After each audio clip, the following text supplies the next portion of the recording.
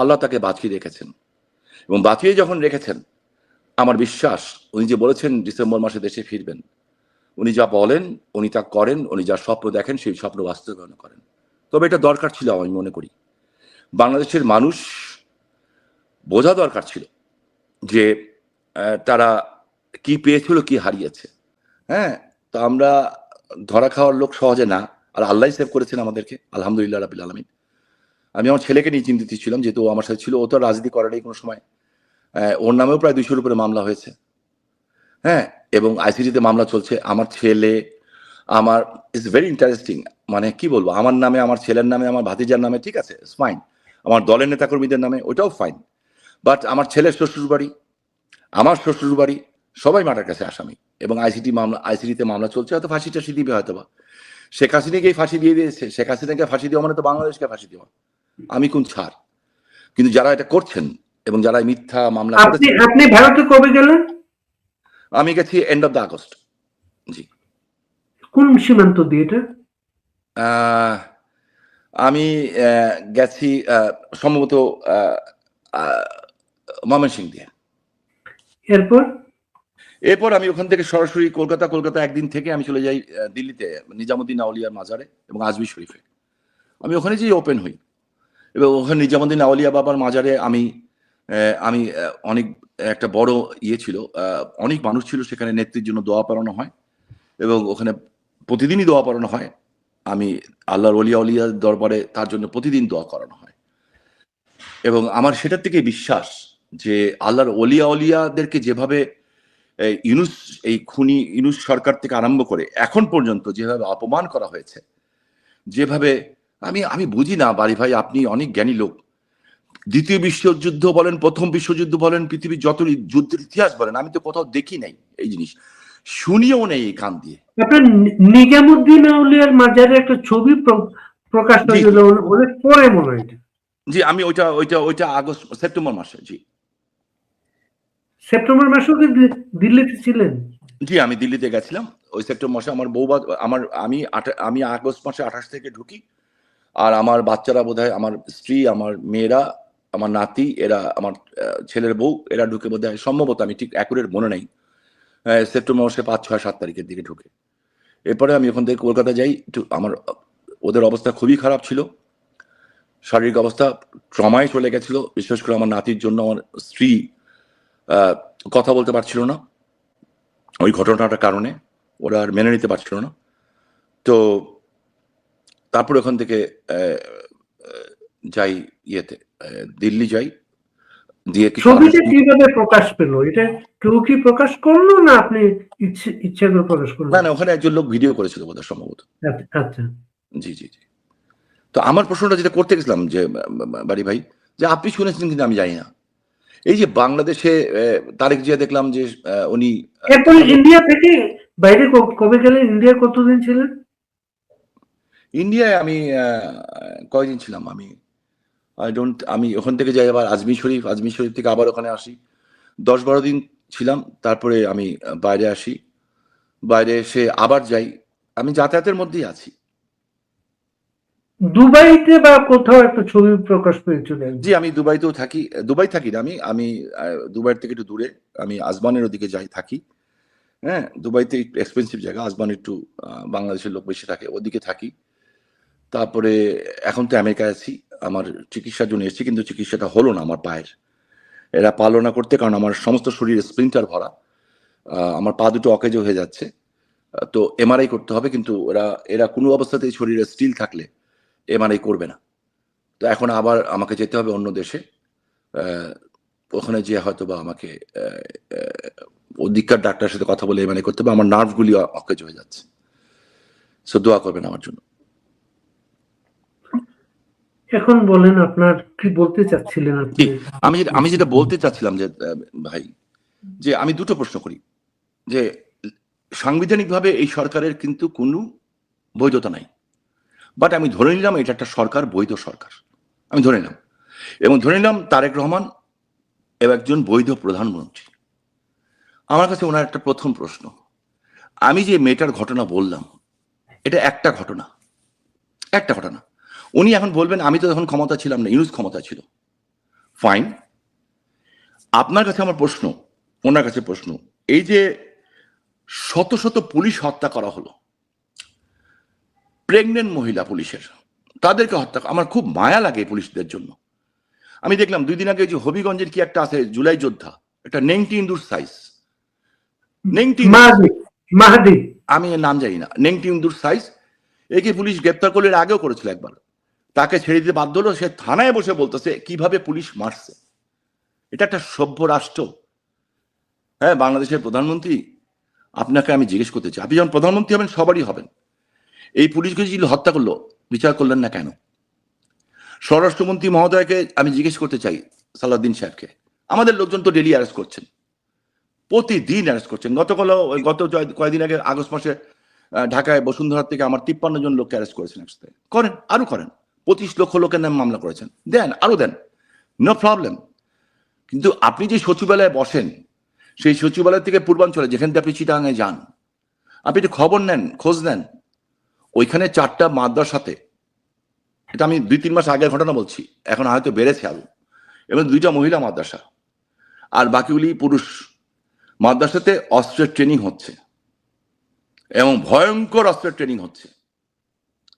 এবং সেখানে লস্করে তৈয়বা, যেটা সজিবাদের জয় বলেছেন, লস্করে তৈয়বা, আল কায়দা, যেটা জাতিসংঘের নিরাপত্তা পরিষদ স্বীকার করেছে, তারা সেখানে কাজ করছে। যখন আমাদের সাথে 19শে জুলাই সংঘর্ষ হলো, আমি বুঝতে পারিনি যে আমার সাথে সরাসরি সংঘর্ষ করবে এরকম লোক নারায়ণগঞ্জে নাই। আর বিএনপির সাথেও যারা মূল লিডার, তারা আমাকে সম্মান করত। এমনি রাস্তার ছেলেপেলে যেগুলি আছে টোকাই, তাদের কথা বাদ দেন, নারায়ণগঞ্জের অবস্থাই বলি আজকে কি অবস্থা। বাড়ি ভাই, গত 1 মাসের মধ্যে, এই গত পরশু দিনের আগের দিন, নারায়ণগঞ্জে ইসদাইন নামে একটা এলাকা আছে, আমার এলাকাতে পড়ে, আমার বাড়ির পাশে, আমার যে বাড়ি যেটা ভেঙে দেওয়া হয়েছে, ওখানে পুলিশের উপরে গুলি করা হয়েছে, মাদক ব্যবসায়ী গুলি করেছে। তারপরে মাছদার এলাকায় কয়েকদিন আগে র্যাব আর পুলিশকে পিটিয়েছে। তার কয়েকদিন আগে, গত 1 মাসের মধ্যে 2বার র্যাব পুলিশ, আর গত 3 দিন আগে না 4 দিন আগে ওপেন পুলিশকে গুলি করা হয়েছে। এই হচ্ছে একটা এলাকার আইন শৃঙ্খলা পরিস্থিতি। তো আমি বাংলাদেশের প্রধানমন্ত্রী তারেক রহমান সাহেবকে বলতে চাই, আপনার তো একটা মেয়ে আছে, আমার একটা মেয়ে আছে, আপনার মেয়ে আমার মেয়ে সমবয়সী, অলমোস্ট কাছাকাছি হবে। আপনার মেয়েটা ব্রিটেনে মানুষ হয়েছে, এবং আমি বিশ্বাস করি সে আধুনিক শিক্ষায় শিক্ষিত হয়েছে। একটা কাজ করেন, আমি শামীম ওসমানের বিরুদ্ধে তো ফাঁসির আদেশ হবে আমি জানি, ওইটার জন্য আপনার কাছে কোনো কার্পণ্য দরকার নেই। আমরা কবে আসবো সেটাও আমরা জানি, ইনশাল্লাহ, আল্লাহর হুকুমে, রসুল পাক রসিলায়, মানুষের দোয়ায় জনগণকে নিয়ে আসবো, সেটা আমার দরকার নেই, কোনো ফেভার চাচ্ছি না। আপনার মেয়ে জাইমা রহমান একটা শিক্ষিত মেয়ে, ব্রিটেনে লেখাপড়া করেছে, অ্যাজ পার মাই যতটুকু নলেজ, আমি যতটুকু জানি সে ল পড়েছে বোধহয়। তাকে দিয়ে গোপন একটা টিম করেন তো সারা বাংলাদেশে, যে ওই যে একটা মেয়ের কথা বললাম, সাংবাদিক, ওই রকম কয়টা মেয়ের শিরোনামে হয়েছে, কতগুলি মেয়ে ধর্ষণ হয়েছে, বিচার করবেন? সাহস আছে কিনা একটু দেখান না। আপনি নিজে নির্বাচনী প্রচার করলেন কোত্থেকে? শাহজালাল বাবার দরগার থেকে। মানলে আমি খুব খুশি। অলিয়াকে যদি সম্মান করে আমি খুশি। হ্যাঁ, আল্লাহর অলিয়াকে বেজ্জত করলে অলিয়া রাগ করে না, কিন্তু আল্লাহ ছাড়েন না কাউকে। তো যেই অলিয়া শাহপারান বাবার মাজারে পর্যন্ত মানুষ মেনে ফেলা হলো, একজন আল্লাহর অলিকে কবর থেকে উঠিয়ে, মানে যেটা আমি বারবার বলার চেষ্টা, এটা আমি আজ পর্যন্ত আমার নিঃশ্বাস বন্ধ হয়ে যায় যখন আমি দেখি এটা, যে কবর থেকে উঠিয়ে নাচছে, তাকে লাঠি দিয়ে পিটাচ্ছে, এবং শেষ পর্যন্ত ওনাকে আগুন দিয়ে পুড়িয়ে দেওয়া হলো। এরা মুসলমান? এর নাম ইসলাম? ইসলামের কোথায় লেখা আছে এটা? এরা তো ইসলাম ধ্বংসকারী। ওরা তো আমার পবিত্র ধর্ম ইসলামকে ধ্বংস করে দিচ্ছে ধর্মের নামে। We have to protect them, we have to save our ধর্ম। আমার ইসলামকেও আমাকে রক্ষা করতে হবে। আমার ধর্ম আমার, যার ধর্ম তার কাছে।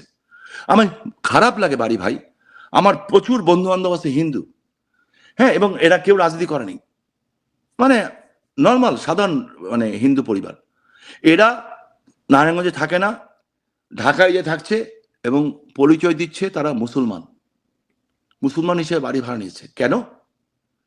এই বাংলাদেশের জন্য কি হিন্দু মুসলিম বৌদ্ধ খ্রিস্টান সবাই জীবন দেয় নাই? কথায় কথায় ভারতের বিরোধিতা করা হচ্ছে। টার্গেটটা কি অ্যাকচুয়ালি? অ্যাকচুয়ালি ওদের গোল কি? শেখ হাসিনাকে মানে উৎখাত করা, জাতির পিতার কন্যাকে উৎখাত করা না। এটা একটা গ্লোবাল পলিটিক্স। আমাদের মাটিটাকে ব্যবহার করতে চায় কারা?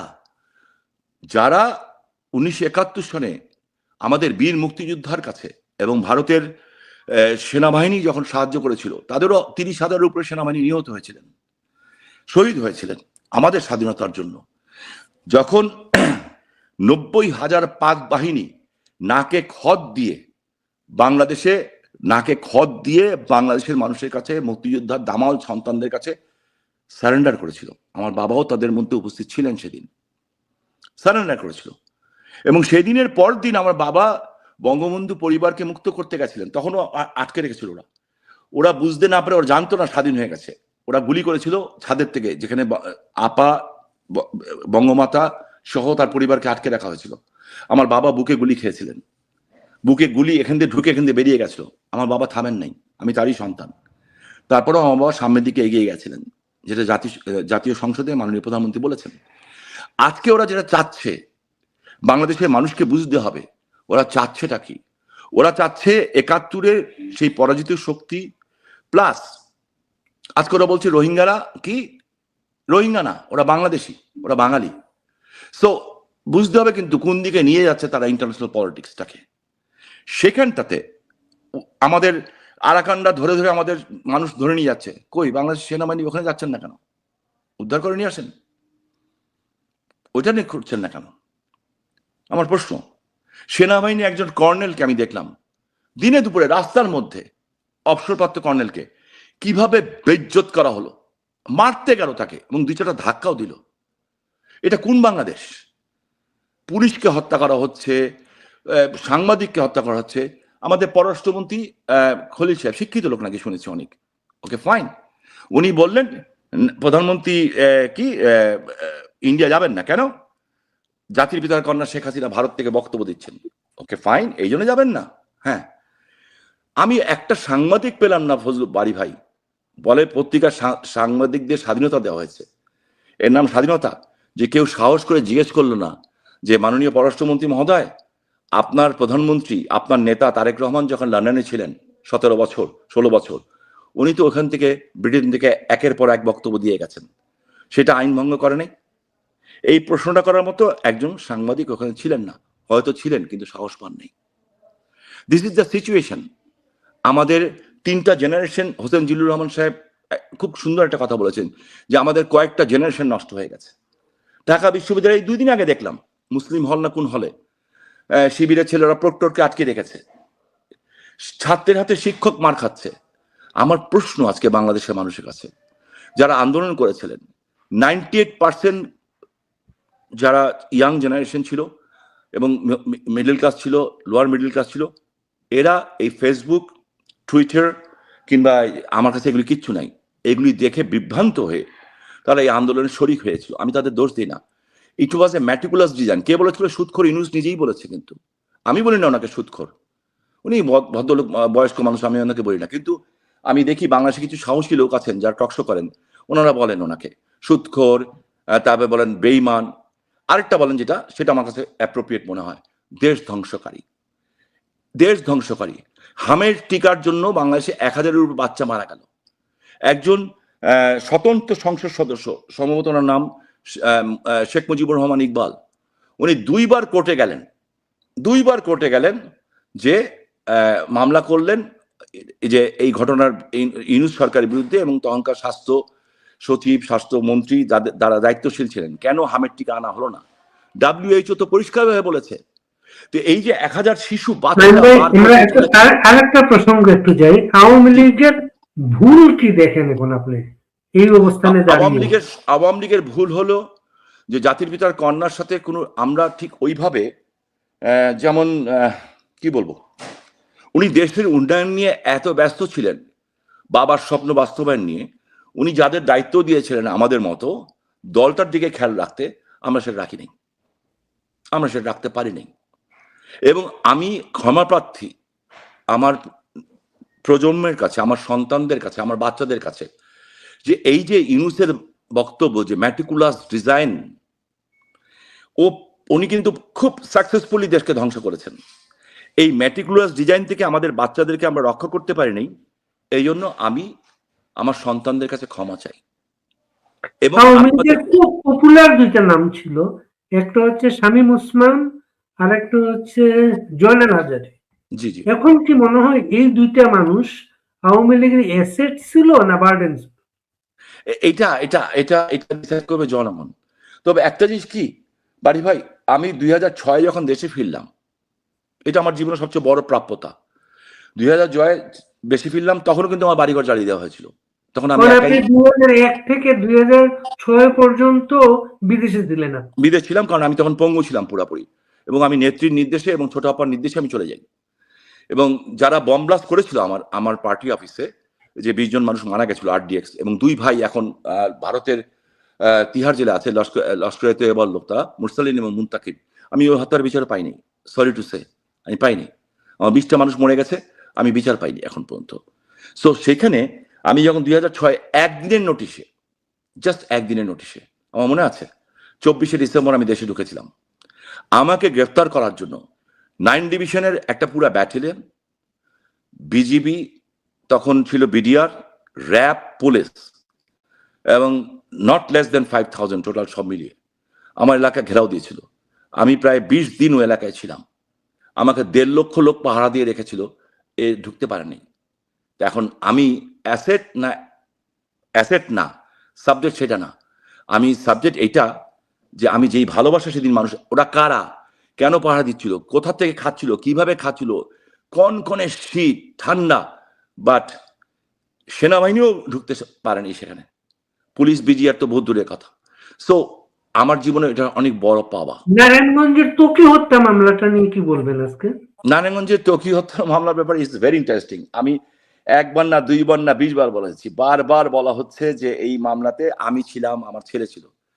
আমি প্রেস কনফারেন্স করে আমার পাসপোর্ট দেখিয়েছি, আমার ছেলের পাসপোর্ট দেখিয়েছি। ওরা বলছে আমরা সশরীর উপস্থিতি থেকে তকি নামে কোনো বাচ্চা আছে, রফিউর রাব্বি, এটাও আমরা জানি না। আর রফিউর রাব্বির এরকম কোনো ফ্যাক্টরও ছিল না। এটা আরেকজন আছে এটার পিছনে, আমি তার নাম বলতে চাই না। হ্যাঁ, তারা এটা একটা কোনোভাবে যখন প্রোটেক্ট করতে পারছিল না, এভাবে করছিল। তো আমরা তখন কিন্তু দেশেই ছিলাম না। At that time I was in Dubai, এবং আই শো মাই পাসপোর্টের টিকিট সারা বাংলাদেশের সমস্ত সাংবাদিক ডেকে আমি প্রেস কনফারেন্স করে, তারা যখন সব বলে শেষ করেছে আমার বিরুদ্ধে এবং আমার ছেলের বিরুদ্ধে, তখন কিন্তু আমার ভাতিজার বিরুদ্ধে বলে নেই। সবটা অভিযোগ দিয়েছিল আমি, আমার ছেলে আর আমাদের কয়েকজন লোকের নাম।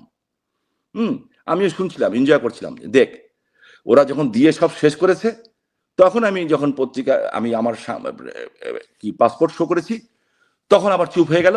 কিছুদিন পরে আবার টার্ন করলো আমার ভাতিজার দিকে। তো এটা নারায়ণগঞ্জের রাজনৈতিক কৌশল, এবং এটার পিছনে অনেক অনেক শক্তি কাজ করেছে, অনেক শক্তি কাজ করেছে।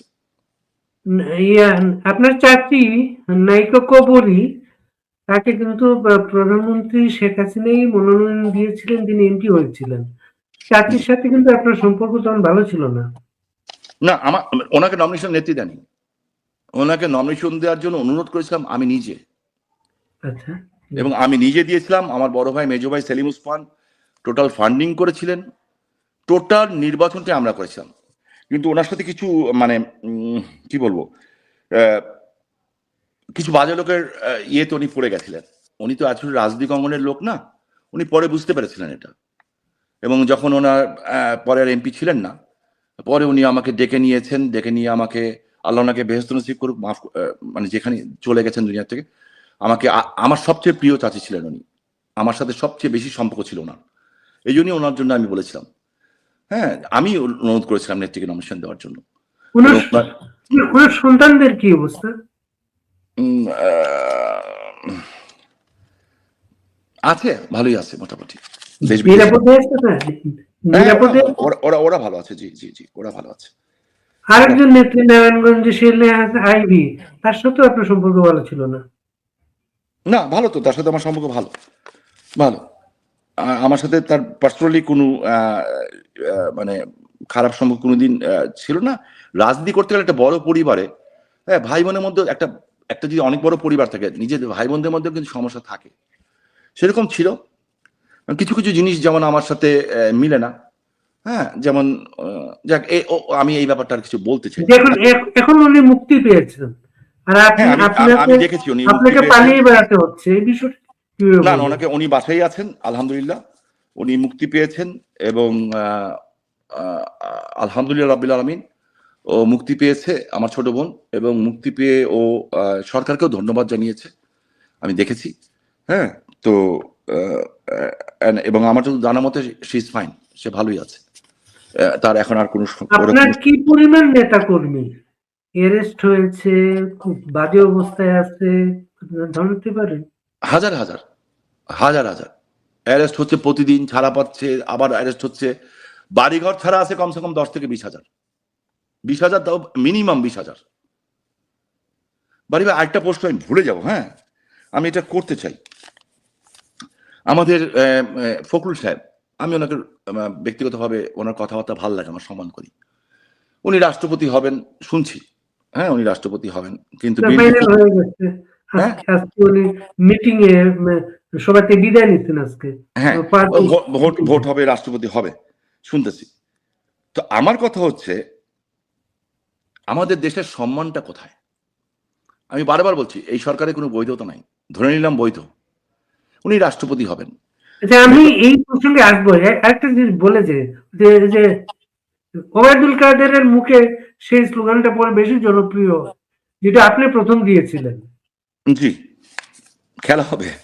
তো ওইটা কিন্তু অনেকে লিখছেন, কিন্তু এখানে সেই খেলা রেখে আপনি কোথায় গেলেন? না, খেলা রেখে যায়নি। আমি একটা জিনিস তাদেরকে বলতে চাই, যারা বলতে চান যে আমরা এখন চলে এসেছি কেন।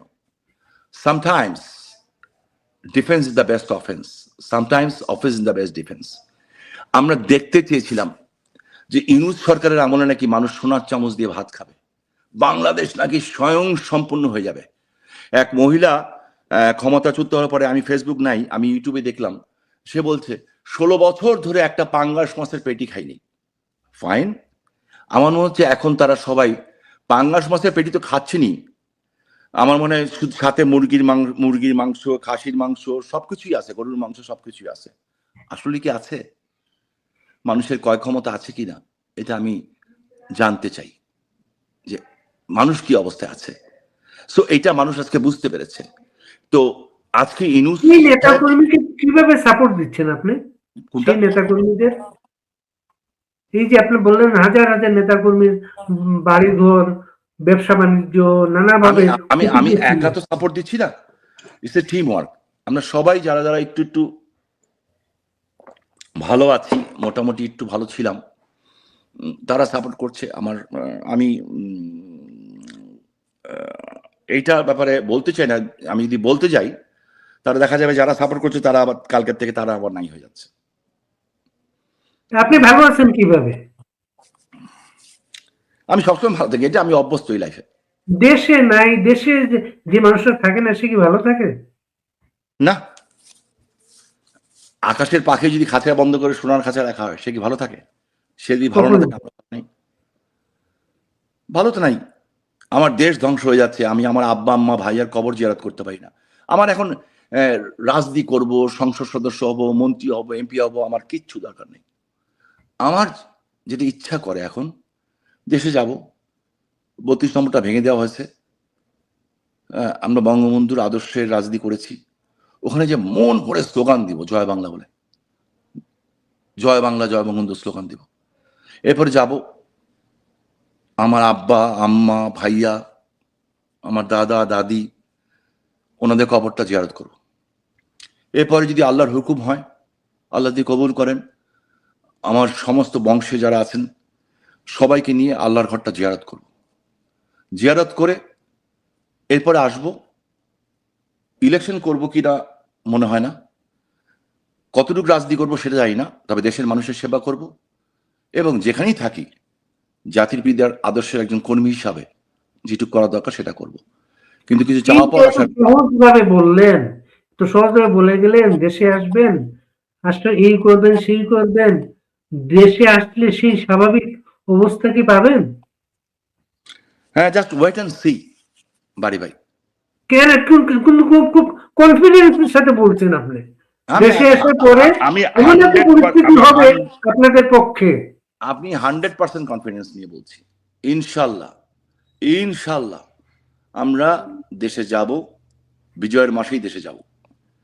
বিজয়ের মাসে আবার বিজয় হবে শেখ হাসিনার, এবং এই বিজয়ের মূল নায়ক হবে বাংলাদেশের জনগণ। জনগণ আজকে বুঝতে পেরে গেছে যে what's going on. People's are not stupid. সবসময় পিপলসকে স্টুপিড বানানো যায় না। বাংলাদেশের মাটিকে ব্যবহার করে, বাংলাদেশে জঙ্গিবাদ কায়েম করে, হ্যাঁ, আপনি ভারতকে ডিস্টার্ব করবেন, ওখান দিয়ে মায়ানমারে যুদ্ধ লাগাবেন, আর বাংলাদেশ ওদিক থেকে গোলা এসে পড়বে বাংলাদেশে, মরবে বাংলাদেশ, আর পাকিস্তান ওখানে আরামে থাকবে। ওদের আইএসআই এজেন্ট বাংলাদেশে ঘুরে গেছে, ওরা আল কায়দা। তারপরে আমি কেন বলবো, জাতিসংঘের নিরাপত্তা পরিষদই তো বলছে। আর বাড়ি ভাই, আপনার দেশের ইজ্জত কোথায় আছে এখন? এই যে মির্জা হাফিজ সাহেব, মুক্তিযোদ্ধা, আমি ওনাকে রেসপেক্ট করি, উনি এখন ভারপ্রাপ্ত রাষ্ট্রপতি। কয়েকদিন আগে দেখলাম কি জুলাই যোদ্ধা না কাদের সম্বর্ধনা অনুষ্ঠান, ওই অনুষ্ঠানে উনি উপস্থিত, মহামান্য রাষ্ট্রপতি উপস্থিত, মাননীয় স্বরাষ্ট্রমন্ত্রী উপস্থিত, মুক্তিযোদ্ধা মন্ত্রী উপস্থিত, মুক্তিযোদ্ধা প্রতিমন্ত্রী সাদেক হোসেন খোকাবাইয়ের ছেলে উপস্থিত। আমি দেখলাম ওইখানে এমন ভাবে হইচই হলো যে পৃথিবীর সমস্ত দেশের রাষ্ট্রদূতরা, অ্যাম্বাসেডাররা ওখানে ছিলেন, তারা দৌড়ে ওখান থেকে পালিয়ে গেলেন। এরপরেও এই দেশে ইজ্জত থাকে?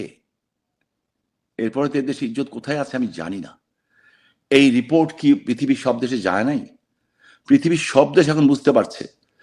আমি যেই দেশে বসে আছি, মার্কিন যুক্তরাষ্ট্র, এখানে আমি আগেও ছিলাম, আমার অনেক ছোট ভাই আছে, আমার সন্তানের আছে, যারা এখানে প্রচন্ড হাই প্রোফাইলে থাকে, কাজ করে, মেইন স্ট্রিমের সাথে কাজ করে, এদের মতামত কি আমি জানি। সো ইউরোপিয়ান ইউনিয়ন কি চিন্তা করছে সেটাও জানি। এরা কেউই আরেকটা এক্সট্রিমিস্ট কান্ট্রি হোক, এবং বাংলাদেশ যদি আমি একদম স্ট্রেট বলতেছি আপনাকে, আর্মির 2 জন বড় বড় অফিসারের সাথে কথা হলো, আমাকে বললেন ওনারা যে কি করছেন, কি ভাবছেন শাহিন ভাই। আমি বললাম যে আসবো। আসবেন নাকি? আমি বললাম যাই না, আপনারা ব্যবস্থা করেন, আপনারই তো দেশের সেনাবাহিনী, যা কিছু করেছেন আপনারই তো করছেন। উনি বললেন জলদি আসার ব্যবস্থা করেন। আমি বললাম ফাইন। কেন? বলে দরকার হলে বিএনপির সাথে আপনারা নেগোসিয়েশন করেন। আমি সেটা তো বিএনপির বুঝতে হবে। বিএনপি একটা ডানপন্থী দল, মধ্যপন্থী ডানপন্থী দল। আজকে বিএনপি 100% চরম উগ্র ডানপন্থীদের কবজায় পড়ে গেছে। ওর কয়দিন পরে ওনাদের নিঃশ্বাস নেওয়ার জায়গা থাকবে না, একুল ওকুল দুকুল হারাবে ওনারা। আপনি আমার এই কথাটা লেখে রাখেন। ফ্র্যাঙ্কেস্টাইনের সাথে বন্ধুত্ব করে কোনো লাভ নাই। মনে করছেন যে এইভাবে থেকে উনি প্রধানমন্ত্রী থেকে যাবেন? Not at all. যদি আওয়ামী লীগ, ওরা যেটুক এখন পর্যন্ত চেক অ্যান্ড ব্যালেন্স করছে, আওয়ামী লীগের ভয়ে করছে, শেখ হাসিনার ভয়ে করছে যে কখন ফিরবেন, এই কারণে এই ভয় চলে যায়, আগামীকাল বিএনপি ক্ষমতা থাকবে না, তারেক সাহেবও ক্ষমতা থাকবেন না। এটা আপনাকে আমি লিখিত দিচ্ছি। এই 2 সেনা কর্মকর্তা কি আপনার কাছ থেকে খবর নিলেন আসলে আওয়ামী লীগ কি চিন্তা করছে? নো, তারা, আমি জানি তারা দেশপ্রেমিকের সন্তান, তাদের বাবা মুক্তিযুদ্ধ ছিলেন, এইটুকু আমি জানি। তারা চিন্তিত দেশ নিয়ে। তখন আমি বললাম যে আপনি সেনাবাহিনী, আপনারা পারছেন না? কয় না, আমরা পারবো না। আমি কেন?